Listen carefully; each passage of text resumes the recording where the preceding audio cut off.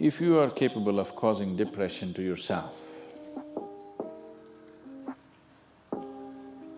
I'm saying this not without any concern for your illness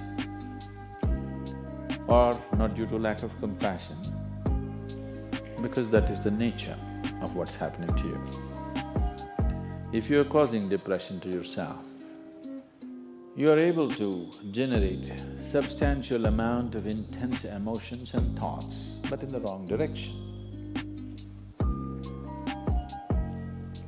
If you don't have very strong emotions, very intense thoughts about something, you cannot get depressed. It is just that you are generating thoughts and emotion which work against you, not for you. So you are strong enough to cause depression to yourself because for you to cause a mental illness for yourself, unless you're pathologically ill, which is just a small number of people, rest are all self-created. Most of them are self-created. A few are pathologically ill, they cannot help it. It just comes from within because of genetic and other factors. Almost everybody here, if we train them towards a certain kind of thought process and emotion and push them a little bit with the outside situations, almost everybody will go lose their mental balance. They will become clinically ill. They can be driven to madness, I'm saying, because the line between sanity and insanity is very thin. People keep pushing it. You get angry, you're pushing the line. It's a thin line. In fact, when you get angry, you know you're pushing the line. That's why the expression, "I was mad at somebody." You're not mad at somebody, you're just going mad. You cannot be mad at somebody. You're just pushing your sanity, the boundaries of sanity, and moving into insanity for a certain period of time and coming back. You do one thing every day, you try this, 10 minutes a day.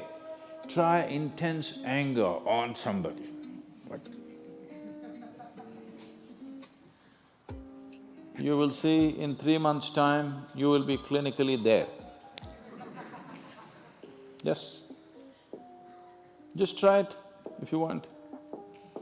Because if you keep pushing the line, you go mad and you come back, you go mad and you come back, one day you're not able to come back, that's all. One day you're not able to turn back, then you're clinically ill. You must understand, even if you got angry for a moment, you're already ill. Maybe you don't get the certificate of diagnosis. They don't slap a certificate on you that you're gone, but you are going, isn't it? You think it's your right to throw tantrums? You think it's your right to get angry with people? You think it's your privilege to be depressed so that you'll get attention from somebody? You keep playing this, one day you will not be able to turn back. Keep crossing the line every day, one day you will see you cannot cross back. That day, you need a doctor. Till then, everybody needed a respite from you. But the day you can't cross back, they get the respite because now they can catch you and give you to a doctor. Otherwise, you're temporarily going mad every day, many times a day. They cannot even send you to an asylum, they have to bear with you, your family, your friends, your people around you. If you get at least truly clinically ill, we can hand you over. There's one temple in Tamil Nadu, where they chain you and keep you. where there is no hospital, no psychological for ailments, there's no hospital, there is a temple that somebody created which is supposed to push people back into sanity. So, families just take them and leave them there, they're shackled and left in the temple. You give them some money, they'll feed you, and you're just there like an animal, tied up. I think if hospitals were run like this, a lot of people wouldn't go crazy. They would maintain their sanity. Right now it's too deluxe. If you make hospital extremely comfortable, it'll become an incentive to become sick. And you have incentives in your life to become ill, right from your childhood. You got the maximum attention only when you fell ill. When you are happy, they screamed at you. When you squealed in joy, they screamed back at you, adults. You're then boo-boo, boo-boo, boo-boo, boo-boo. When you are a child, physical illness is good because you'll get attention from your mother and father and everybody around you, and you don't have to go to school on that day.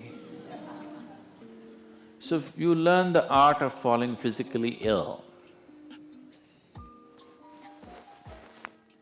But once you get married, you learn the art of becoming mentally ill.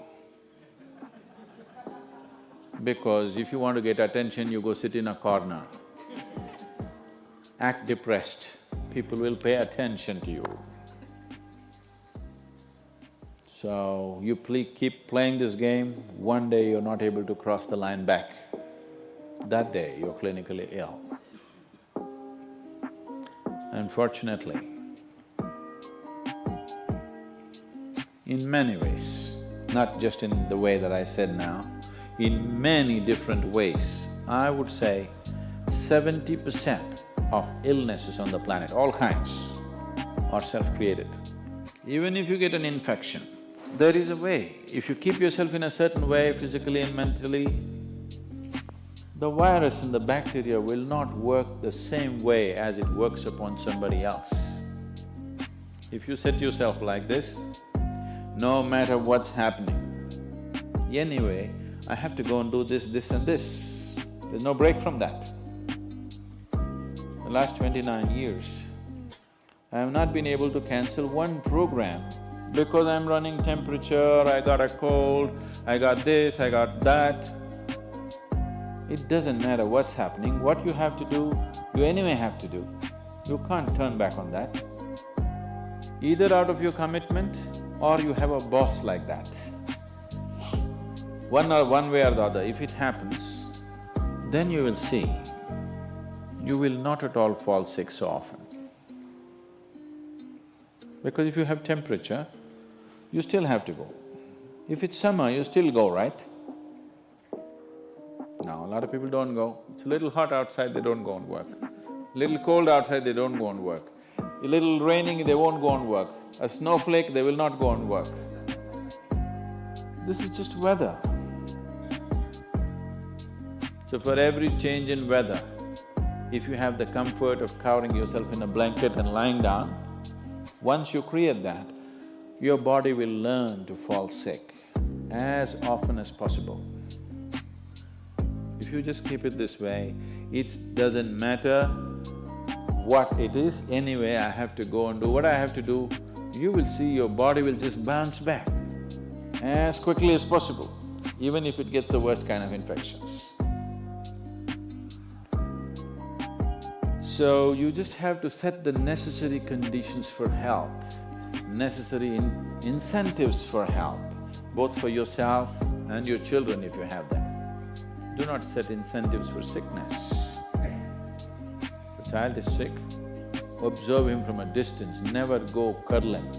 He knows that's the worst time of his life and he knows he has to get well soon. And give him the best attention when he is joyful. You will see he naturally learns from within. His very chemistry will learn that it pays to be joyful, it doesn't pay to be sick. If you make this very clear to your own biology, to your own chemistry and to everybody around you, you will see people will not fall sick as often as they are right now. So set that up for yourself. You will see you will get healthy. If you can turn your mind this way, you can also turn it this way. I want you to understand this. No, I'm like this because my father abused me when I was 7 years of age. If you know all that bullshit, you can as well turn yourself around, isn't it? It's time. You must understand, mentally, physiologically, chemically, energy-wise, you must clearly understand it doesn't pay to be sick, unhappy, depressed. It doesn't pay. To be joyful and ecstatic, it pays. If you make this clear to all these people inside, they will all behave properly.